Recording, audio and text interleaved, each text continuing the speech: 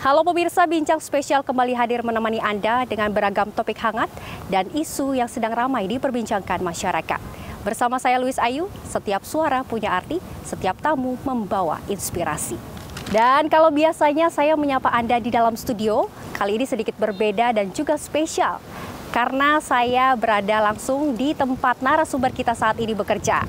Namun sebelum itu, kita simak terlebih dahulu tayangan berikut ini. Di tengah berbagai tantangan sosial yang terjadi di negeri ini, masih ada asa yang tak pernah padam. Harapan untuk melihat rakyat hidup layak dan Indonesia tumbuh dalam persatuan. Sejak awal, Kementerian Sosial menjadi garda depan dalam membangun keadilan sosial bagi seluruh rakyat Indonesia. Dari penyaluran bantuan hingga program pemberdayaan yang menyentuh masyarakat terpinggirkan. Di era pemerintahan Presiden Prabowo Subianto, arah kebijakan sosial memasuki babak baru, lebih humanis, lebih terukur, dan berpihak pada rakyat. Salah satu wujudnya adalah hadirnya sekolah rakyat, tempat di mana anak-anak dari keluarga rentan mendapatkan kesempatan untuk belajar, berharap, dan berubah. Lantas seperti apa perjuangan di balik upaya menyalakan harapan bagi mereka yang hampir kehilangan asa? Selengkapnya di Bincang Spesial. Ya pemirsa, keadilan sosial bagi seluruh rakyat Indonesia bukan hanya sekedar cita-cita dalam Undang-Undang Dasar 1945, tetapi juga menjadi arahan nyata kebijakan pemerintah di berbagai sektor. Dan salah satunya adalah melalui peran dari Kementerian Sosial Republik Indonesia yang menjadi garda terdepan dalam memastikan kesejahteraan masyarakat dan juga penyaluran bantuan yang tepat sasaran.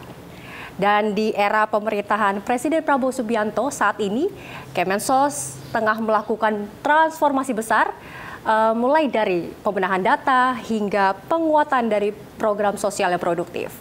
Lalu bagaimanakah arah kebijakan tersebut diterjemahkan di lapangan? Kita akan bahas bersama-sama Wakil Menteri Sosial Republik Indonesia, Bapak Agus Jabo Priyono. Halo Bapak, selamat datang. Bagaimana kabarnya Pak hari ini? Baik, alhamdulillah. Baik ya Pak, alhamdulillah. Perkenalkan, saya Louis Ayu. Terima kasih sudah mau meluangkan waktu untuk berbincang-bincang di Sinpo TV.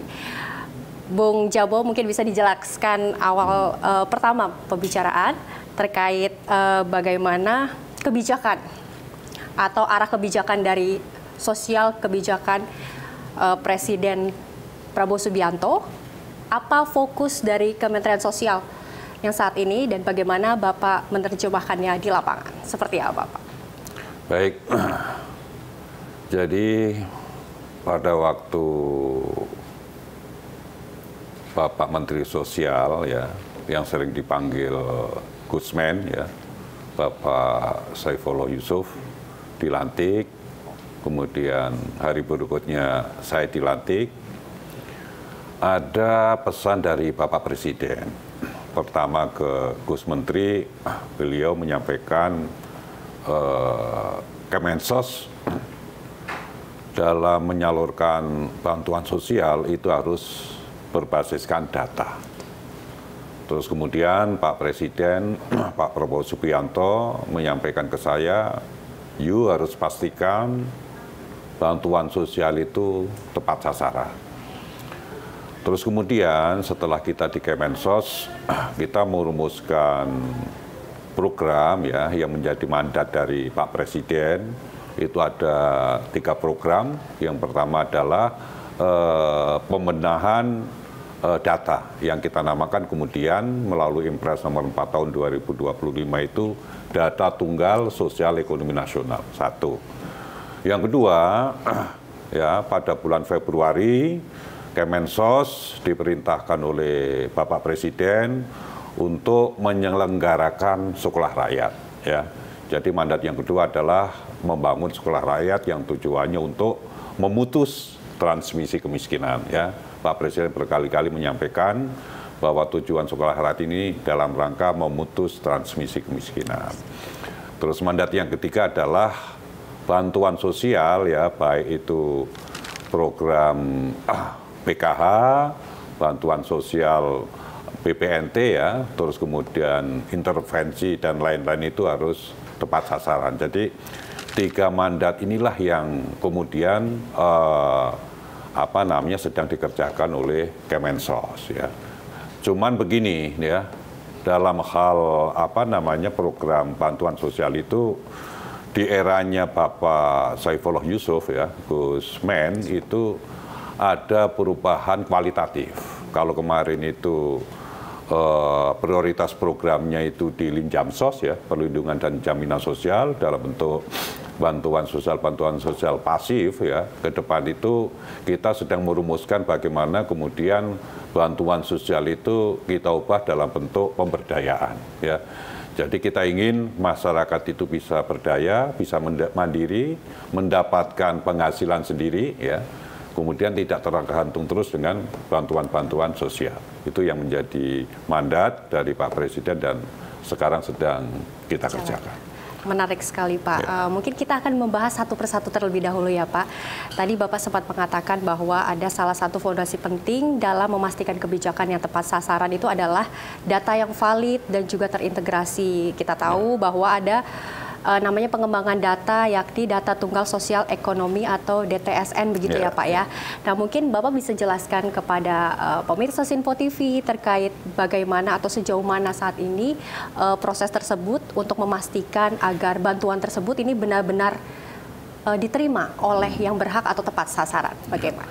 Jadi bantuan sosial ya yang selama ini dikerjakan oleh Kemensos memang kemudian mendapatkan reaksi ya dari berbagai macam pihak, tidak hanya dari masyarakat ya tentang masalah tidak tepat sasaran segala macam itu, tapi dari pemerintah sendiri. Misalkan kemudian Pak Luhut ya seringkali menyampaikan bahwa bantuan sosial yang beliau maksud sebetulnya subsidi sosial yang di dalamnya itu ada bantuan sosial itu banyak yang tidak tepat sasaran ya, tidak tepat sasaran. Pak Presiden sendiri juga sering menyampaikan kenapa kita sudah 80 tahun merdeka tetapi kemiskinan tidak selesai-selesai. Sedangkan subsidi sosial yang diberikan oleh pemerintah itu besar sekali. Setiap tahun tuh ada 500 triliun lebih ya subsidi sosial yang di dalamnya ada bantuan sosial yang nilainya kurang lebih 74 triliun gitu loh. Nah, kenapa kemudian bantuan sosial ini tidak tepat sasaran? Karena sebelumnya itu data ini terfragmentasi, ya, masing-masing kementerian, masing-masing lembaga memiliki data sendiri-sendiri. Bahkan kemudian pemerintah daerah baik provinsi, ya, kabupaten maupun kota juga memiliki data sendiri-sendiri.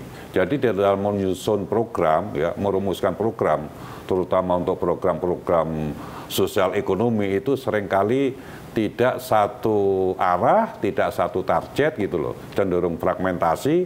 Kemudian ya secara kuantitatif dan kualitatif, misalnya ya penurunan angka kemiskinan ataupun program-program pengentasan kemiskinan itu akhirnya ya landai saja gitu loh. Nah, Pak Presiden saya pikir sangat memahami akar persoalan kemudian kenapa kemiskinan ini tidak selesai-selesai dan bantuan sosial itu cenderung tidak tepat sasaran. Kemudian beliau melalui Impres nomor 4 tahun 2025 meminta supaya kita punya data tunggal sosial ekonomi nasional, ya kan? Kita punya data tunggal sosial ekonomi nasional, kemudian masing-masing kementerian, karena yang diperintah untuk menyusun itu BPS itu menyerahkan data-datanya masing-masing, termasuk Kemensos. Dulu itu kita memiliki DTKS, dari DTKS ini kita serahkan. Jadi untuk sekarang ini melalui Impres nomor 4 ya tahun 2025 yang punya tugas untuk menyusun ya, merumuskan data tunggal sosial ekonomi nasional itu adalah BPS. Tetapi karena kemudian Kemensos menjadi pengguna dari data tersebut, Kemensos kemudian melalui Impres itu juga ditugaskan untuk melakukan pemutakhiran. Karena kita menyadari yang namanya data itu sangat dinamis ya, sangat dinamis, kemudian perlu dimutakhirkan gitu loh. Kemudian Kemensos diperintahkan untuk melakukan pemutakhiran 3 bulan sekali untuk bantuan sosial dan untuk program PPIJKN itu per 1 bulan sekali. Betul sekali, dan Pak, dalam proses implementasi di lapangan ini tentu pasti ada tantangan tersendiri begitu ya Pak yang dihadapi. Mulai dari seperti tadi beberapa Bapak sudah sebutkan, terus kemudian ada juga yang bisa dikatakan masyarakat juga menyoroti begitu, ada seperti data ganda, kemudian juga rekening yang tidak aktif begitu Pak, sehingga bahkan sampai di daerah-daerah terpencil pun sulit dijangkau seperti itu Pak.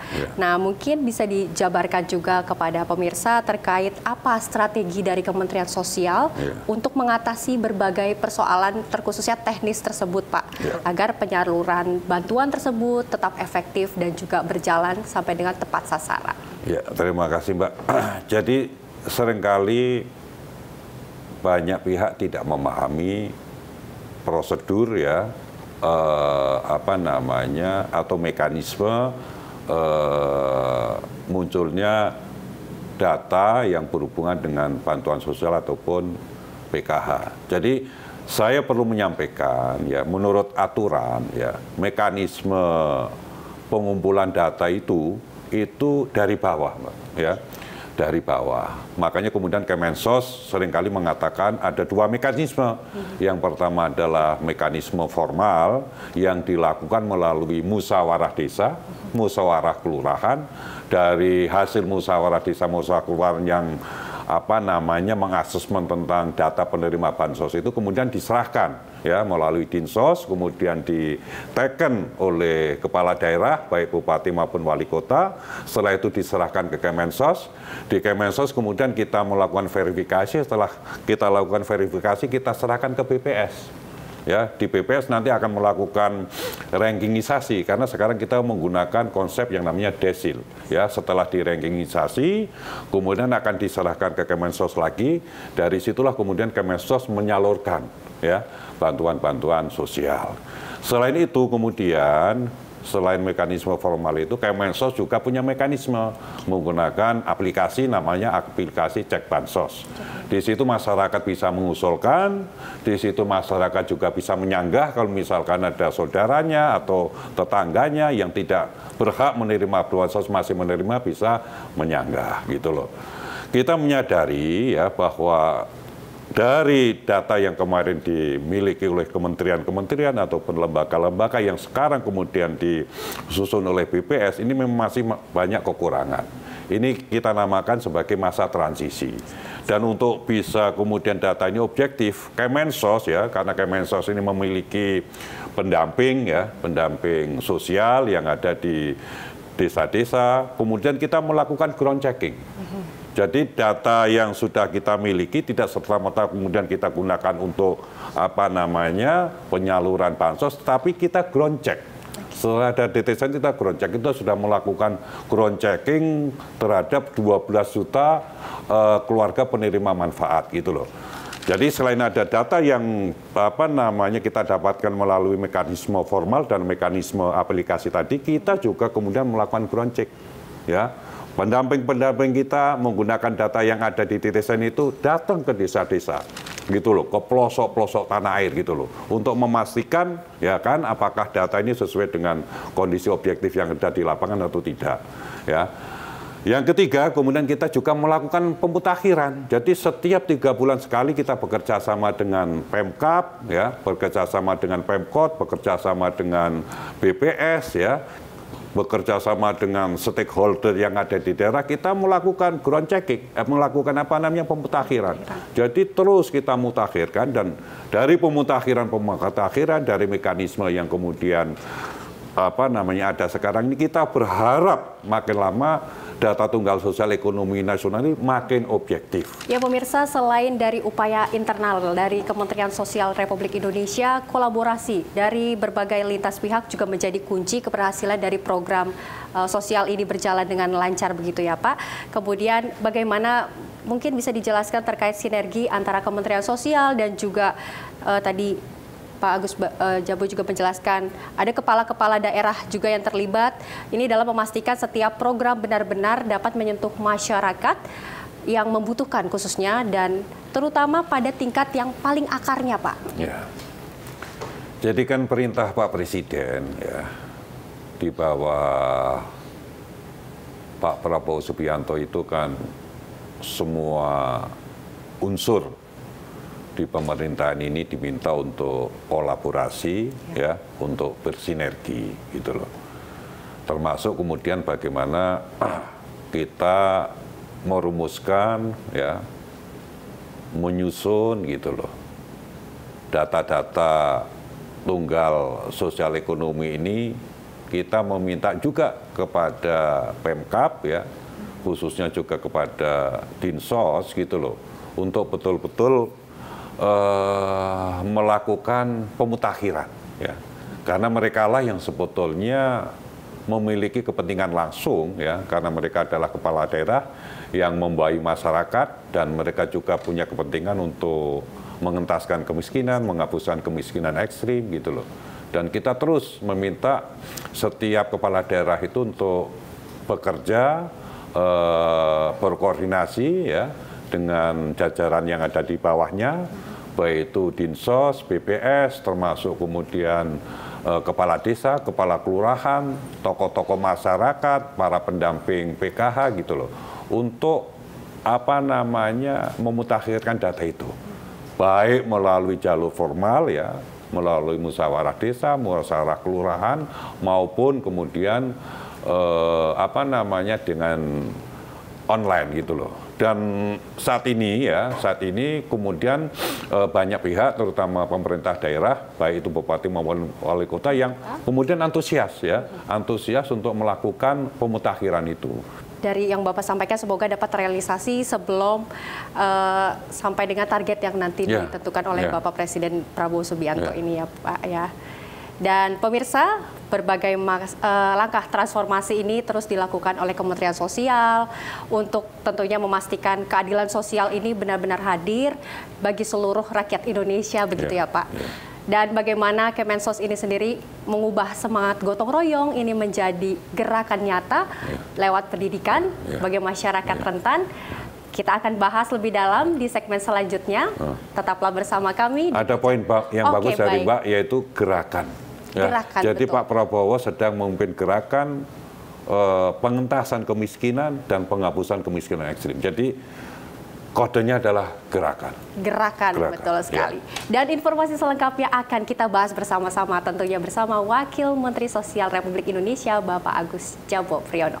Jangan kemana-mana, tetaplah bersama kami di Sinpo TV.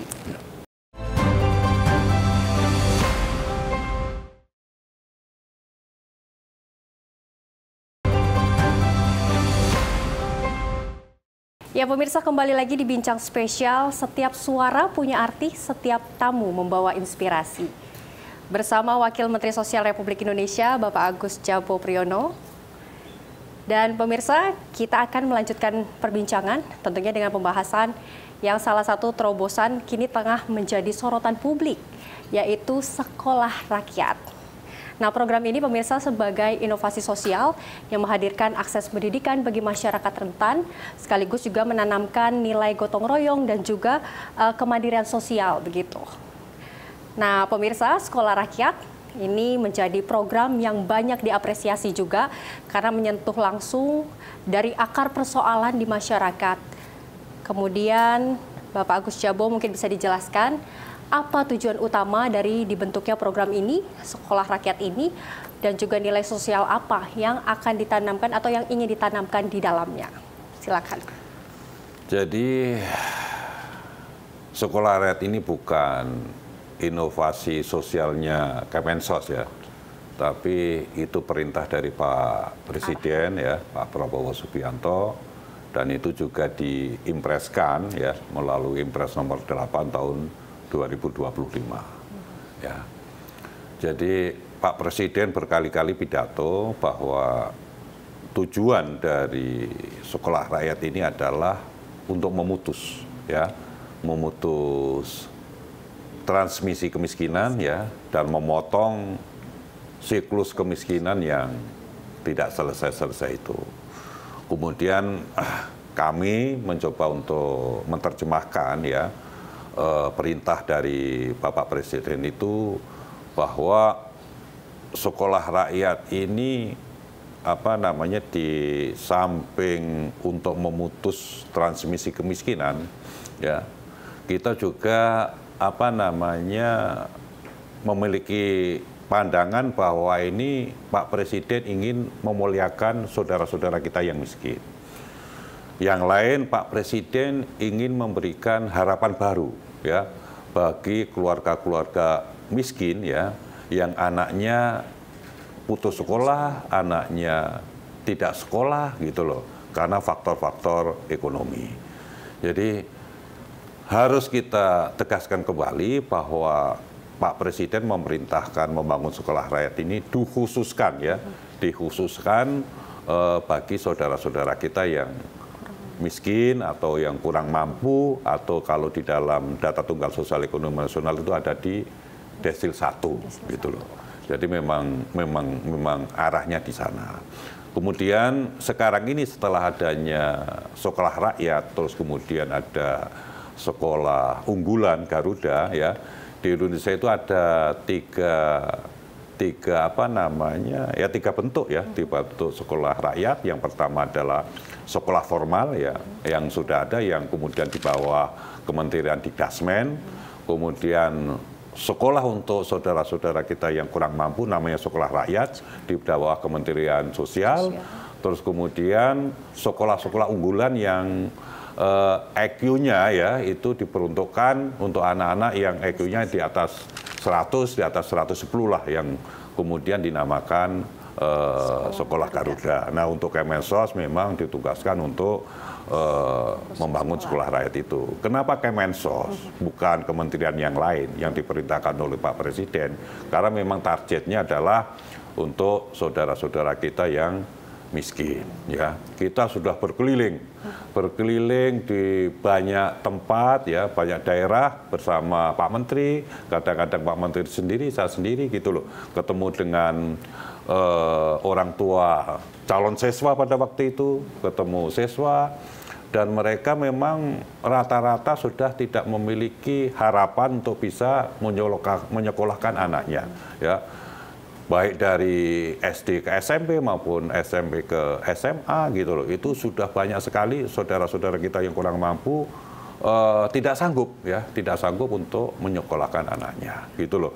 Dan sekolah rakyat inilah jawaban, ya, bagi harapan-harapan yang putus, gitu loh. Bagi pandangan-pandangan yang sudah gelap karena faktor sosial ekonomi itu, gitu loh. Kemudian sekolah rakyat inilah harapan baru, jawaban bagi saudara-saudara kita yang kurang mampu untuk bisa melanjutkan sekolah dalam rangka mewujudkan cita-cita, ya, anak-anak itu. Jadi garis besarnya kira-kira begini, bahwa Presiden meminta semua anak Indonesia harus sekolah. Baik yang kaya maupun yang miskin harus sekolah. Yang miskin, yang kurang mampu, tugas negara lah untuk kemudian menjemput mereka, mengantarkan mereka, gitu loh, ya kan, sampai anak-anak ini bisa melanjutkan sekolah dan kemudian bisa mewujudkan cita-citanya. Nah, di sekolah rakyat sendiri, ya, Presiden berharap anak-anak itu memiliki 3 hal, ya. Yang pertama, anak-anak ini cerdas. Yang kedua, anak-anak ini punya karakter, baik itu karakter kebangsaan, karakter keagamaan, karakter sosial. Yang ketiga, anak-anak ini juga kemudian memiliki keterampilan. Jadi kalau misalkan mereka nanti sudah lulus SMA, belum mau melanjutkan kuliah, ya, mereka sudah kita bekali ilmu-ilmu untuk bekerja, ya, membantu orang tuanya. Dan fasilitas yang diperintahkan oleh Presiden kepada kita itu fasilitasnya fasilitas unggulan. Dan yang perlu saya sampaikan juga bahwa walaupun yang diperintah Kemensos membangun sekolah rakyat itu, tapi Kemensos tidak sendirian.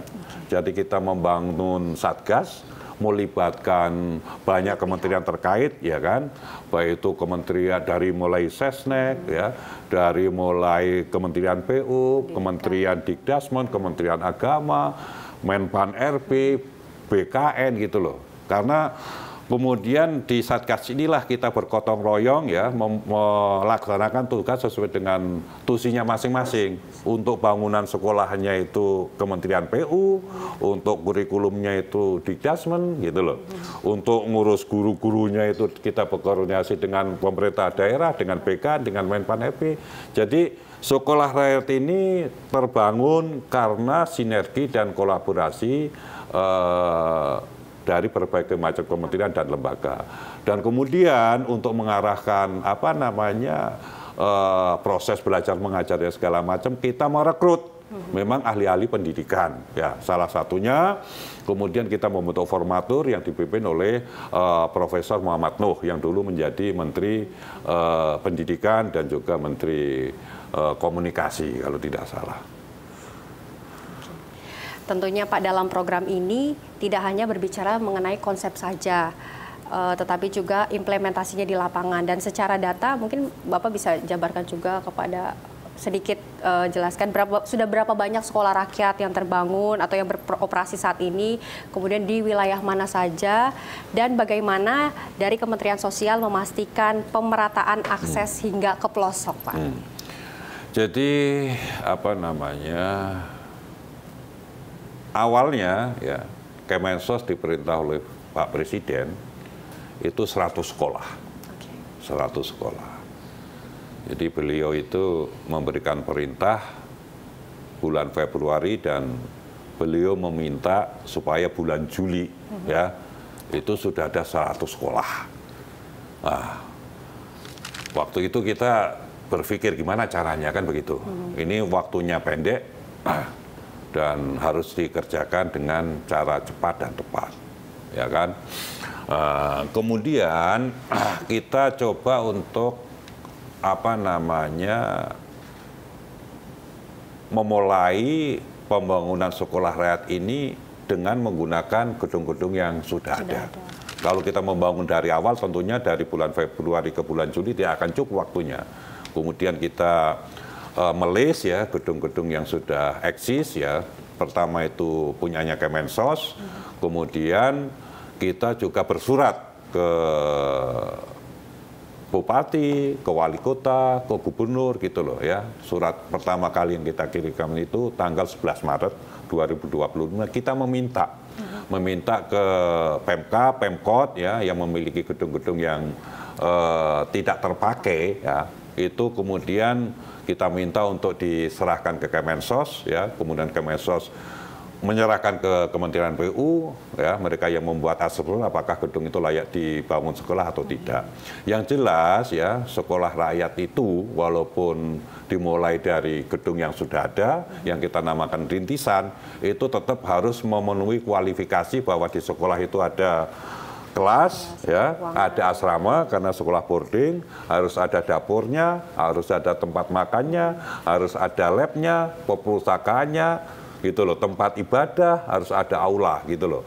Memang tadi sudah saya sampaikan, walaupun ya sekolah rakyat itu dikhususkan bagi saudara-saudara yang kita yang kurang mampu, tetapi fasilitasnya fasilitas unggulan, ya. Satu siswa nanti akan mendapatkan 1 laptop, ya. Terus kemudian seragamnya ada 8 setel, gitu loh. Dan di dalam sekolah rakyat ini tidak seperti sekolah-sekolah formal yang lain di dalam mengasesmen siswa ini itu kita menggunakan talent mapping. Jadi kita sudah mengetahui siswa-siswa ini bakatnya seperti apa. Kalau bakatnya dia itu memang jadi dokter, atau jadi presenter, atau jadi ilmuwan, ahli komputer, atau apa itu nanti juga di sekolah itu akan disalurkan sesuai dengan bakat-bakatnya. Jadi di samping proses belajar mengajar ilmu dengan pendekatan kolektif, tapi juga kita mempertimbangkan bakat-bakat dari individu para siswa itu, ya, para siswa itu. Dan kurikulumnya yang disusun oleh Dikdasmen itu ada istilahnya multi entry, multi exit gitu loh. Jadi tidak tergantung umur, tidak tergantung waktu belajar mengajar gitu loh. Kalau misalnya anak ini di SD bisa menyelesaikan pendidikannya itu dengan cepat, ya mereka akan keluar dengan cepat gitu loh. Dan memang ini tantangan yang cukup berat karena kemudian sekolah ini sekolah boarding, ya. Terakhir Pak Presiden itu meminta prioritasnya SD. Kemudian kita pahami memang Pak Presiden ingin memutus transmisi kemiskinan itu sejak dini, ya. Jadi sampai sekarang ini kita sudah memiliki 165 sekolah di seluruh Indonesia, gitu loh, ya kan? Di seluruh Indonesia, dan muridnya ada sekitar 16.000, gurunya itu ada sekitar 2.400, tenaga pendidikannya itu ada sekitar 4.442, gitu loh. Dan ini akan terus karena rintisan itu sifatnya sementara, dan di tahun depan daerah-daerah yang sekarang sudah memiliki sekolah rintisan itu harus menyediakan lahan karena kita akan bangun sekolah yang permanen. Ya, yang permanen yang tentunya lebih representatif karena Pak Presiden meminta lahan yang akan dibangun di sekolah rakyat itu luasnya 8,2 hektar. Ya. Berarti tidak hanya di 165 sekolah saja, apakah nanti ke depannya akan terus? Jadi perintah Pak Presiden ya, nanti di tiap Pemda ya, baik itu kota maupun kabupaten minimal harus memiliki satu sekolah rakyat, ya, satu sekolah rakyat, karena memang tujuannya untuk memutus transmisi kemiskinan melalui jalur pendidikan. Perlu saya sampaikan begini Mbak Lois.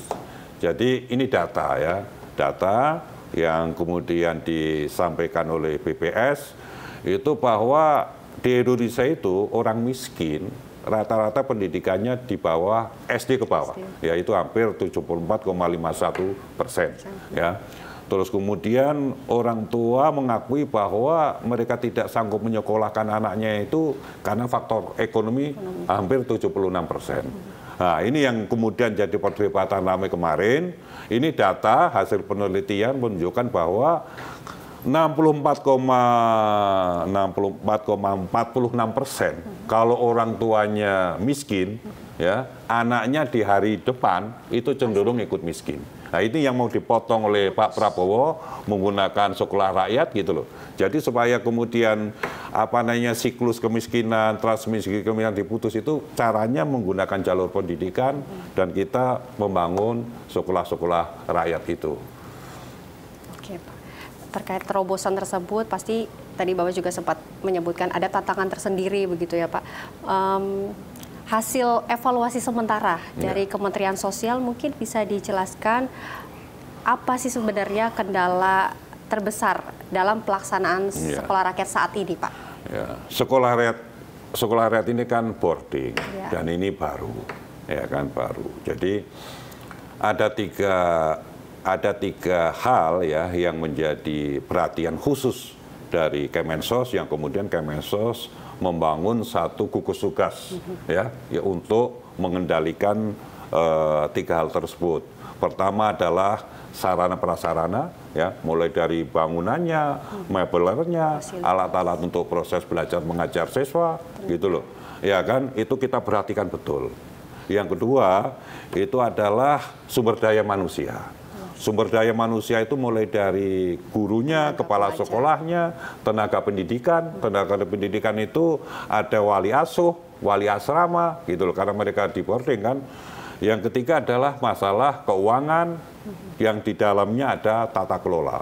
Kita menyadari karena ini baru, tentu akan banyak masalah. Tentu akan banyak persoalan-persoalan yang timbul dan kita sudah berkomitmen setiap masalah yang muncul harus diselesaikan secepat-cepatnya. Baik itu masalah sarana prasarana, misalnya atapnya ada yang bocor misalnya, atau WC-nya itu mampet, atau saluran airnya itu kita selesaikan secepat-cepatnya di gugus tugas pengendalian sekolah rakyat itu. Termasuk bagaimana misalnya ada kekurangan guru, gitu loh kan, kekurangan tendik, ya kan, kita juga cepat-cepatnya untuk bisa menyediakan itu. Termasuk bagaimana proses pengelolaan keuangan, bagaimana memanage sekolah rakyat itu sudah kita siapkan. Karena apa? Karena sekolah rakyat yang siswanya berbagai macam latar belakang itu untuk kemudian membangun di dalam satu habitat di sekolah itu prosesnya tidak gampang. Ya, dari habitat lama ke habitat baru yang mereka harus disiplin, mereka harus bersekolah dari pagi sampai siang, setelah itu mereka harus mengikuti ekstrakurikuler, malamnya mereka harus ikut pendidikan agama, jam 3:30 pagi mereka harus bangun gitu loh. Itu bukan proses yang gampang gitu loh. Ya kan, yang siswa tadinya itu bangunnya sembarangan, kemudian hidupnya tidak teratur gitu loh. Ya, jadi di sekolah Hayat itu apa namanya banyak proses yang harus diselesaikan, dan yang harus diingat bahwa semua kebutuhan siswa, ya, semua kebutuhan siswa diurus oleh negara, mulai dari makan, seragam, gitu loh, sampai kemudian sabun, sikat, odol, gitu loh, semua disediakan oleh negara, gitu loh. Tetapi kita juga mengajarkan mereka untuk bisa mandiri, supaya mereka punya karakter, mereka membersihkan kamarnya sendiri, mencuci pakaiannya sendiri, gitu loh. Ya, ada kegiatan-kegiatan seperti itu. Baik. Oke Pak, ini menarik sekali untuk pembahasannya, tapi tidak cukup sampai di sini karena pemirsa, berbagai inovasi sosial ini juga terus digulirkan oleh Kementerian Sosial untuk memastikan keadilan dan juga kesejahteraan ini benar-benar hadir di seluruh lapisan masyarakat begitu. Mulai dari tadi juga disempatkan awal digitalisasi data hingga lahirnya sekolah rakyat yang membawa harapan baru bagi mereka yang selama ini terpinggirkan begitu. Di balik semua itu atau kebijakan yang besar tersebut ada tentunya sosok yang tidak pernah lelah memperjuangkan nilai kemanusiaan itu sendiri sejak masa mudanya. Nah, bagaimana perjalanan panjang dari seorang aktivis yang kini mengemban amanah sebagai Wakil Menteri Sosial Republik Indonesia, yang kita akan mengupas tuntas lebih dekat dengan sosok Bapak Agus Jabo Priyono di segmen berikutnya. Ini segmen yang paling berat yang terakhir ini. Iya, dan jangan kemana-mana, tetaplah bersama kami di Bincang Spesial Sinpo TV.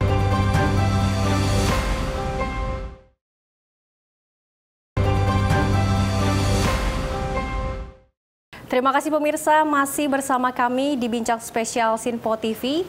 Di segmen terakhir ini kita akan membahas atau melihat sisi lain dari narasumber kita, bukan hanya sebagai pejabat negara saja, tetapi juga sebagai pribadi yang tumbuh dari perjuangan dan juga nilai-nilai kemanusiaan yang kuat dan hebat tentunya.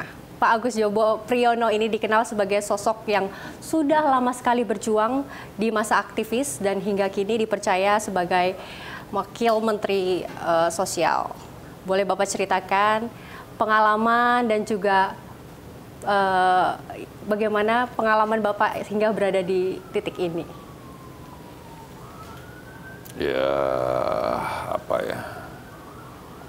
Di titik ini saya diminta dan diperintah oleh Pak Presiden. Jadi saya hanya pembantu dan tentunya saya harus menjalankan dan mensukseskan program-program Pak Presiden Prabowo, ya, terutama yang dimandatkan di Kemensos.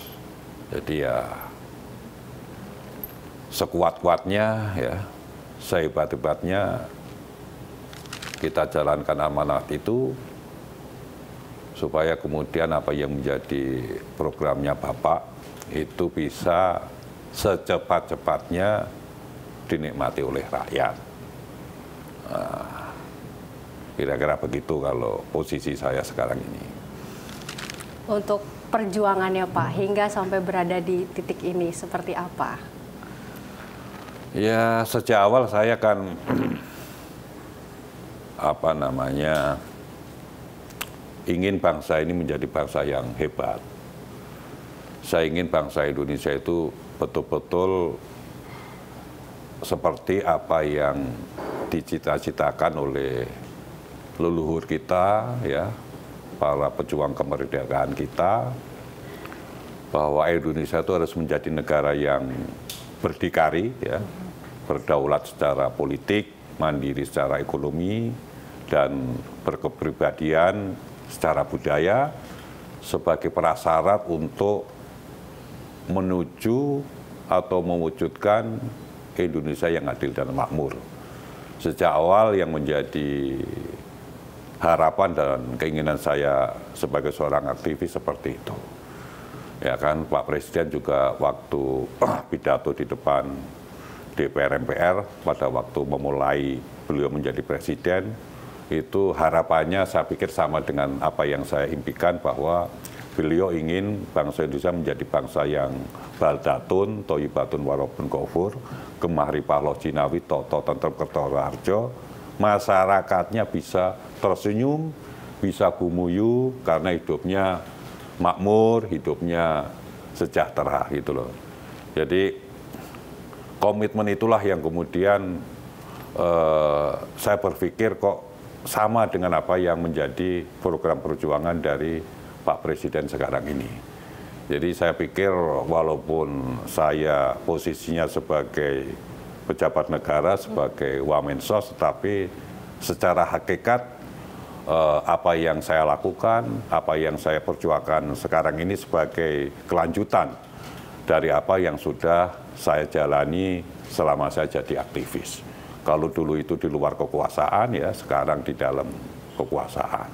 Dulu saya bersedih melihat kemiskinan, begitu saya jadi Wakil Menteri Sosial, lebih sangat sedih gitu loh, karena di pemerintahan ini kemudian kita lebih tahu, ya, lebih banyak tahu gitu loh problem-problem yang dihadapi oleh masyarakat Indonesia, dan kita juga memiliki data bagaimana masyarakat Indonesia itu harus secepatnya kita bangkitkan, ya, menuju kemakmuran dan keadilan itu gitu loh. Luar biasa sekali, Pak. Dan banyak sekali orang ini mengenal Bapak sebagai sosok yang tegas dan juga idealis, apalagi terkait dalam menyuarakan kebenaran, begitu Pak. Kalau di balik layar, seperti apa sih sosok seorang Bapak Agus Djabo Priyono ini? Saya berusaha untuk jadi orang apa adanya, ya. Saya tidak mau menipu diri saya sendiri. Saya tidak mau menipu masyarakat gitu loh. Agus Djabo Priyono ya seperti itu. Mau di depan layar, di balik layar, ya adanya seperti itu. Ya, jadi tidak ada yang berbeda. Oke, Pak. Jadi tidak ada topeng begitu ya Pak ya, apa adanya begini begitu ya Pak ya. Baik. Dalam setiap perjalanan hidup juga tentu ada pengalaman yang meninggalkan kesan mendalam juga nih Pak. Kemudian juga mengubah cara pandang seseorang dari seluruh perjalanan panjang yang sudah dilalui. Mungkin bisa diceritakan sedikit, adakah satu pengalaman yang benar-benar mengubah cara pandang Bapak ini, khususnya dalam memandang rakyat gitu, dan memaknai pengabdian itu sendiri seperti apa? Jadi ya, apa ya, saya ini manusia biasa, ya, selalu hidup di tengah masyarakat yang banyak persoalan. Jadi saya tidak ingin menjadi bagian dari persoalan itu. Saya ingin berjuang untuk bisa menyelesaikan persoalan-persoalan yang dihadapi oleh masyarakat. Saya orang desa, keluarga saya keluarga biasa-biasa saja gitu loh. Dan memang saya berangkat dari desa berpikir karena di daerah saya itu di Magelang sana itu masyarakatnya juga masih tertinggal ya, walaupun dekat dengan Candi Borobudur tempat tinggal saya itu, tapi pada waktu itu listrik aja tidak ada, ya kan. Saya berpikir kalau saya hanya sekolah, kemudian harapan orang tua saya menjadi pegawai negeri misalnya, kok sepertinya hidup saya ini tidak ada manfaatnya apa-apa, apalagi untuk bisa berkontribusi ya, berjuang supaya masyarakat Indonesia itu bisa berubah, bisa maju. Indonesia setara dengan negara-negara maju yang lain gitu loh. Dan harapan saya sejak dulu Indonesia itu ya seperti Bung Karno katakan, kita harus menjadi mercusuar dunia itu. Bagaimana caranya? Itu yang terus sampai sekarang saya gelisah ya. Bagaimana dalam situasi objektif seperti ini kita bisa bangkit menjadi negara yang hebat gitu loh. Masyarakatnya itu punya impian besar, pimpinannya itu berjiwa besar, karena Indonesia itu negara besar gitu loh.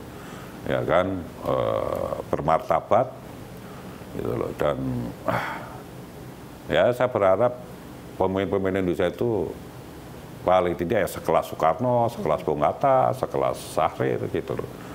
Tidak pemimpin-pemimpin yang isinya hanya pragmatisme gitu loh, memikirkan dirinya, kelompoknya, partainya, tapi marilah kita bergotong royong gitu loh, bersama-sama dimulai dari pemimpinnya ini ya bangkitlah supaya Indonesia itu menjadi negara yang besar yang adil dan makmur. Jika menengok ke masa lalu, Pak, apa pesan yang ingin Bapak sampaikan kepada diri Bapak sendiri, namun di saat waktu dulu, di saat Bapak masih muda nih Pak, di saat Bapak masih memperjuangkan atau masih berjuang di jalan atau saat menjadi aktivis? Saya selalu meyakinkan diri saya harus konsisten. Saya harus konsisten gitu. Dimanapun tempatnya, apa yang menjadi impian, apa yang menjadi harapan, itu saya harus konsisten. Gitu loh. Mau di dalam kekuasaan, mau di luar kekuasaan, saya harus konsisten berjuang untuk kemaslahatan bangsa ini gitu loh, berjuang untuk kemajuan bangsa ini gitu loh.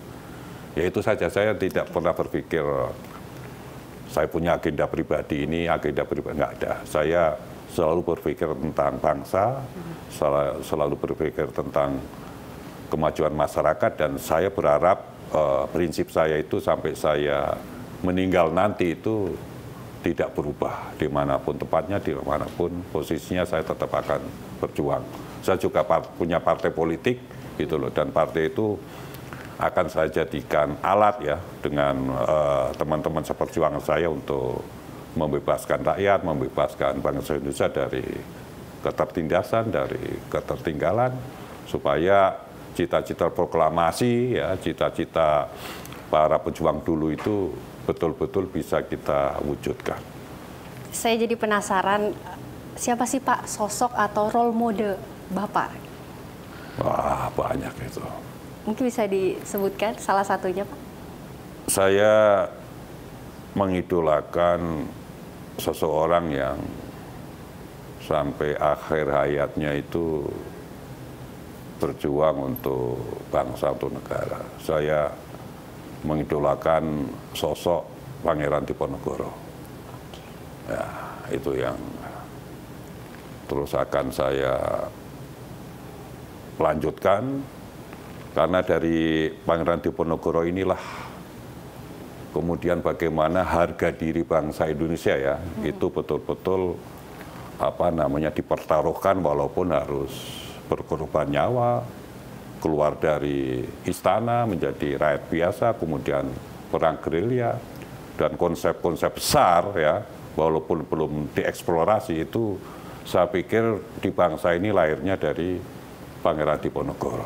Gitu. Konsep-konsep besar apapun, dari mulai konsep kenegaraan ya, konsep kemasyarakatan, sampai konsep yang namanya ketentaraan, itu semua bersumber dari Pangeran Diponegoro. Dan Pangeran Diponegoro berjuang bukan hanya sekedar bebas dari penjajahan, tapi bagaimana bahwa bangsa Indonesia itu punya kultur sendiri, punya sejarah sendiri, punya budaya sendiri yang berbeda dengan masyarakat Barat, yang itu harus terus dipertahankan. Yang kemudian oleh Bung Karno itu disebut sebagai kepribadian bangsa. Yang sampai sekarang kepribadian bangsa kita ini sudah hilang jauh.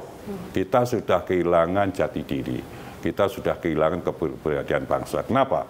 Karena sekarang ini kita masuk ke alam liberalisme, dan itulah alam yang sebetulnya memang dipaksakan oleh Barat untuk bisa menguasai Indonesia. Dan sosok Diponegoro tidak suka dengan liberalisme seperti itu. Terkait arti keluarga, Pak, menurut Bapak, apa sih makna dari keluarga itu sendiri? Keluarga saya keluarga pejuang, ya. istri saya, anak saya harus ikut dalam proses perjuangan yang saya lakukan, ya, dan tidak boleh mengganggu apa yang menjadi jalan perjuangan saya. Jadi sejak awal sudah saya tekankan begitu, dan saya sampaikan ke anak-anak saya, kadang saya ini di atas, kalian harus siap, dan di saat kemudian perjuangan ini mengalami pasang surut, kalian juga harus siap, gitu loh. Jadi keluarga bagi saya adalah keluarga yang mendukung saya untuk terus berjuang, dan istri dan anak saya sangat memahami, gitu loh, apa yang menjadi perjuangan saya, dan mereka tidak pernah mengeluh, mereka selalu mendukung apa yang saya perjuangkan. Oke, baik Pak. Setelah itu mungkin apa yang akan disampaikan untuk masyarakat, khususnya mungkin anak muda, generasi muda yang akan meneruskan perjuangan di bangsa Indonesia ini, seperti apa pesan yang akan Bapak sampaikan? Salah satu cara Barat, cara kolonialisme Belanda menghancurkan bangsa Indonesia dalam tanda kutip itu dua hal menurut saya. Pertama, mereka ingin memutus bangsa Indonesia ini dari leluhurnya yang hebat. Yang kedua, mereka selalu berusaha untuk memecah belah bangsa Indonesia. Saya berharap ke depan ya, bangsa Indonesia ini, terutama anak-anak mudanya, memahami sejarah bahwa kita hidup sekarang ini tidak bisa dilepaskan dari rantai apa yang sudah diperjuangkan oleh para leluhur kita dulu. Jadi tugas kita sekarang ini bagaimana melanjutkan, meneruskan apa yang menjadi cita-cita para pejuang kemerdekaan dulu. Ya, kita harus belajar sejarah, kita harus mengikat diri kita dengan leluhur-leluhur kita, dan generasi muda tidak boleh tercerai-berai. Kita harus bersatu, bergotong royong, karena pada hakikatnya Indonesia adalah bangsa besar, bangsa yang hebat, gitu loh. Dan saya meyakini bahwa suatu saat nanti Indonesia akan lebih hebat dibandingkan Tiongkok, dibandingkan Rusia, Inggris, Amerika, gitu loh. Selama generasi mudanya bisa memahami sejarah, bisa memahami dan menghormati leluhurnya, dan mau berjuang untuk kepentingan bangsa, tidak hanya kepentingan pribadi masing-masing. Luar biasa sekali, jawaban-jawabannya sangat menginspirasi juga. Semoga juga dapat menginspirasi masyarakat di luar sana. Dan kita akan masuk sesi yang lebih ringan lagi nih Pak pertanyaannya. Ada sesi games jawab cepat begitu. Jadi Bapak nanti menjawab tanpa berpikir, langsung spontanitas begitu ya Pak ya. Kita langsung masuk pertanyaan yang pertama, pemirsa. Satu kata yang menggambarkan perjalanan hidup seorang Agus Djambu Priyodo. Sangat keras. Sangat keras. Sangat keras. Kenapa Pak alasannya?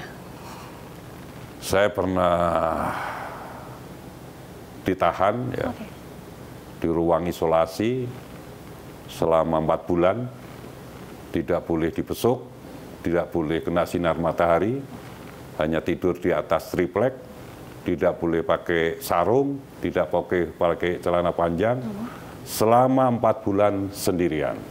Dan nggak ada masalah apa-apa buat saya, biasa saja. Oke, next pertanyaan selanjutnya ya Pak.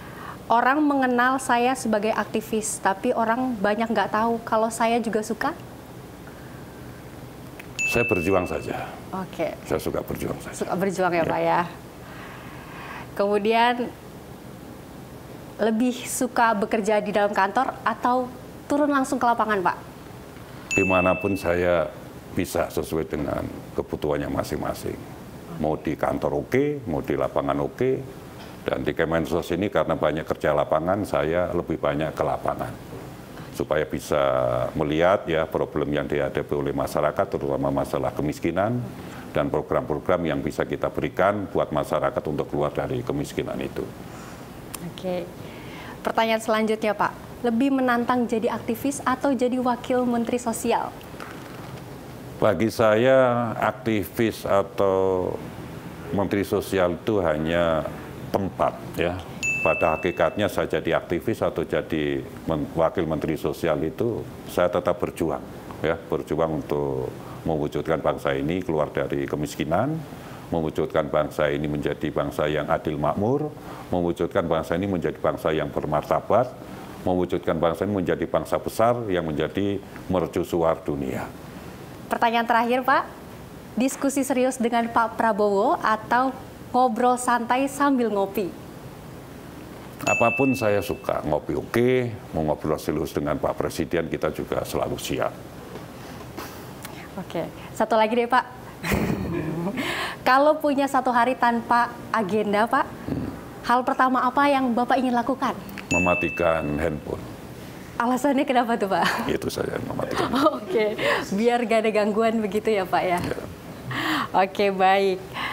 Cukup Pak untuk gamesnya. Terima kasih banyak sudah menjawab dengan jujur. Memang Bapak orangnya seperti yang tadi Bapak sampaikan, apa adanya saya begini ya seperti inilah begitu. Oke.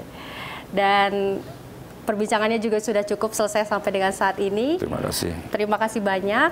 Pemirsa, dari perjalanan panjang seorang Agus Jabus Priyono, kita belajar bahwa pengabdian ini bukan hanya tentang jabatan ataupun posisi, tetapi juga tentang keberanian untuk terus memperjuangkan nilai-nilai kemanusiaan dimanapun kita berada. Dari aktivis hingga wakil menteri, semangat membangun Indonesia dari bawah tetap menjadi nafas perjuangan yang tidak pernah padam. Bahwa keadilan sosial ini juga bukan hanya sekedar slogan, melainkan juga kerja nyata yang lahir dari kepedulian dan juga kejujuran hati. Dan terima kasih Bapak Agus Jabus Priyono, Wakil Menteri Sosial Republik Indonesia, sudah berbagi inspirasi bersama kami pada hari ini di Bincang Spesial Sinpo TV. Terima kasih juga pemirsa Anda yang selalu menyaksikan Bincang Spesial Sinpo TV. Saya Louis Ayu pamit undur diri. Sampai jumpa dalam program Bincang Spesial selanjutnya.